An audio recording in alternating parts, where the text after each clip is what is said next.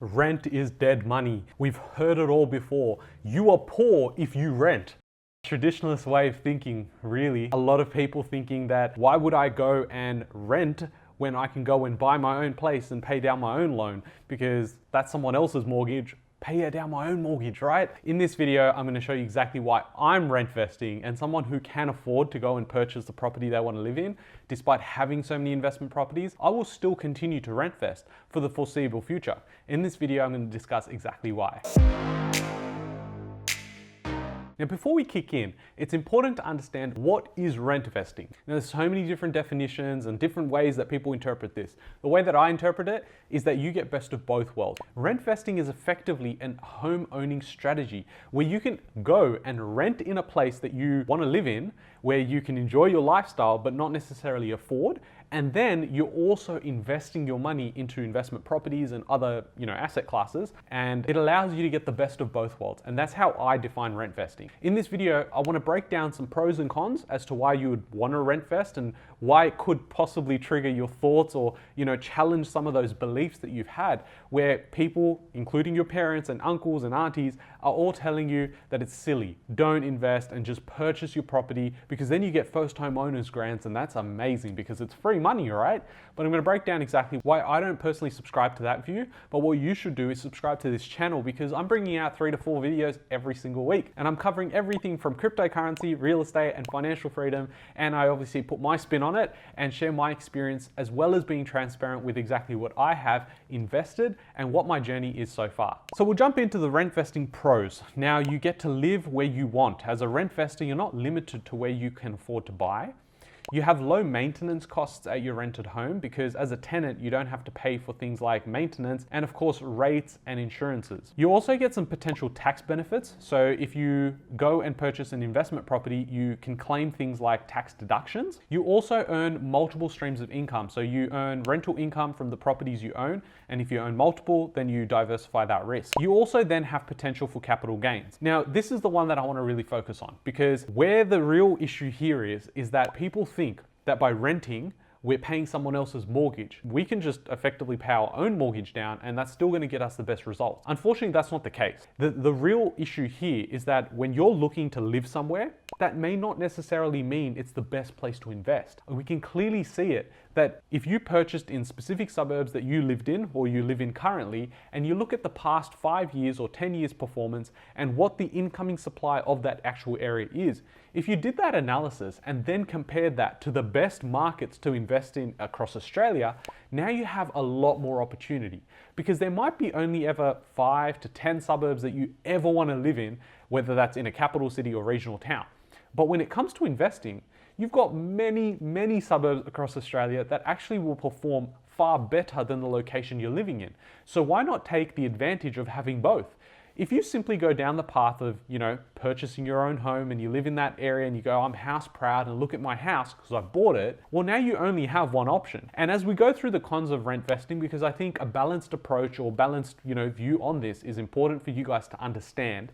I also deep dive in my online course, Confusion to Clarity, so definitely check that out if you want to know more. Some cons of rent vesting is that your primary residence will be less secure because you may have to move out if the owner wants to vacate the property or change tenants. You have ongoing home ownership costs, so as a landlord, you may have to pay for other things like repairs and maintenance on your investment properties. You then also have capital gains tax liability. So if you're selling an investment property, you have to pay tax on the capital gains of that property. You also don't have access to your first home owner grants, and we'll discuss this in a bit more detail. And you also have the potential capital gains loss. So what I was mentioning around the whole fact that you lose your first home buyer sort of incentives is that you can only get that if you're purchasing a property for you to live in. Now, whether you live in there for 6 months, 12 months, or for the rest of your life, it doesn't matter. At the end of the day, you should definitely do your research around what you are able to get your hands on and what applies to you in your own state.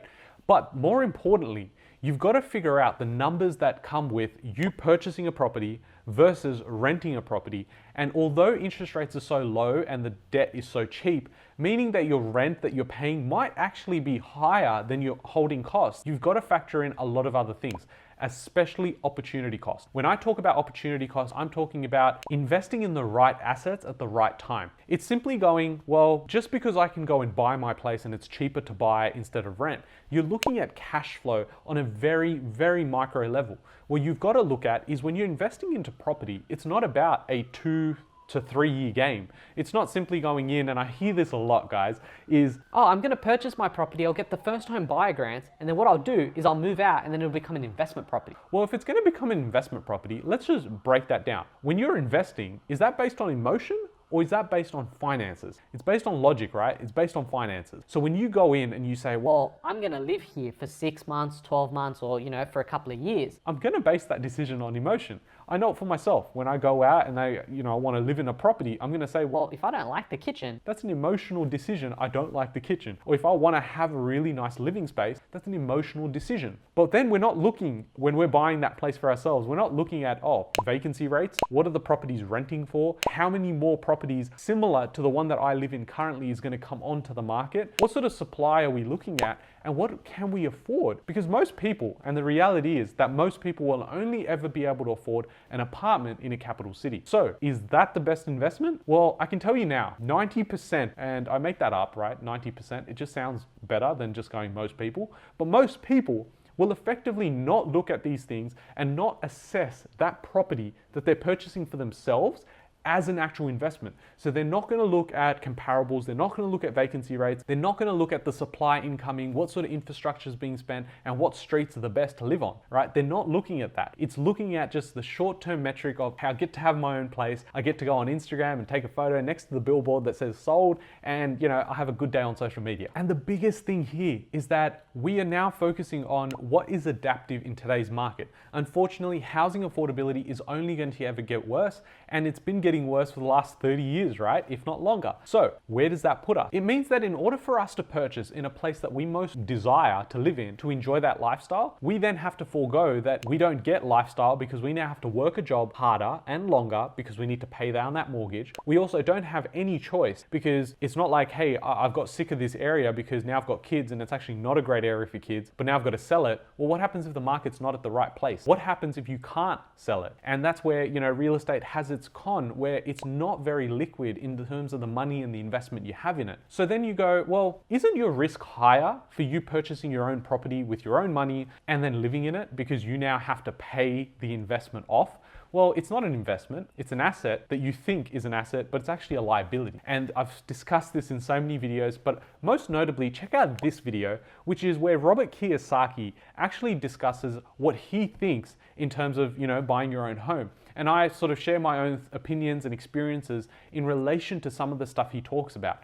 He's a very smart man. He's the guy that wrote Rich Dad, Poor Dad. For so many of you, that was the change, that light bulb moment that really flipped your whole perspective when it comes to investing and buying real estate. So definitely go check that out. When it then comes down to building a portfolio, having financial freedom, ultimately it's doing what you want, when you want, and living life on your terms. So it means in 10 years time, if you decide I want to now, go into a part-time job, or I want to start up that side hustle and make it a full-time thing, you have more choice when you go out and RENTVEST. I know this for a fact because I've been living it. For the last 7 years, I would not have been able to go and test and taste different things and different, jobs that some paid me really well and some didn't pay me that well.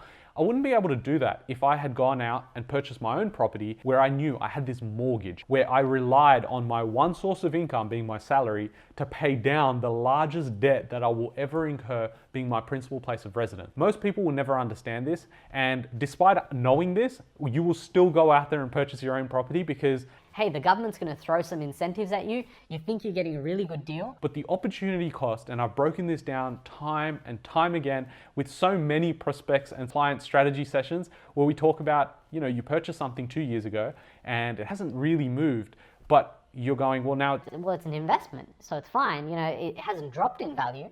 That's not the point of investing in real estate. If you're simply going, it hasn't dropped in value, that's a very big warning sign that you don't know what you're doing. At the end of the day, you've got to look at real estate as any other financial instrument, You don't go into the boardroom of, Apple and discuss with them. Hey, you know what? This is what you guys should do, or this is a strategy. You don't do that, right? There's some sort of emotion attached to, getting involved on that level. You go in there, you look at some numbers, you look at the stats and you go, Okay, this is a good financial instrument for me to invest in. if you're simply buying your house because you like living there, well, it's a large sum of money that you're putting away and getting into large amounts of debt. The reality is most people don't know how to deal with debt because we've never been taught how to and how to optimize that. If you want some help, there's an online course. You can definitely enroll in that, or you can book in a strategy session with myself and we can discuss what your position looks like and what are we actually looking at doing. Sometimes it helps when you've got someone who's been there, done that, and building wealth with multiple people from different backgrounds, and to get that fresh perspective. You might have some people in your life, whether it's your parents, whether it's your partner, your siblings, that hold you back with their own limited beliefs, that hold you back from actually going out there and pursuing something. So I urge you to keep watching these videos, share these videos if you want them to really open up their minds to what in reality is happening. And guys, stop thinking about what is going to impress other people and what, this house that you've bought versus rented is such a taboo topic. You can't discuss those sort of things. Stop thinking like that. At the end of the day, it only affects one person. It's you, and it's sadness that you come about because now you're working longer in a job you don't like, and the traditionalist way of thinking has led to a traditional outcome, which is I'm gonna work, I'm gonna buy the house, I'm gonna pay it down for the next 30 years, and by the time you know it, you're 65, you own your house outright, and now you get to live off super, and the government tells you what to do. That's not enticing to me at all, and I know from the fact that I get some amazing feedback from you guys, it's not a life that you guys want to live. In your 20s, 30s, 40s, and 50s, you're still young. You're still wanting to do things. You want choice. Now more than ever, it's important to get good financial literacy. It's about getting the right education, and it's about taking action. We are in such a unique time in this economic cycle. I urge you to take advantage, and if you need help, I'm here to help. I'll keep making videos. If you want specific topics or questions answered, definitely leave me a comment down below and I'll make sure to answer all your questions. Thanks guys. I'll catch you guys in the next video.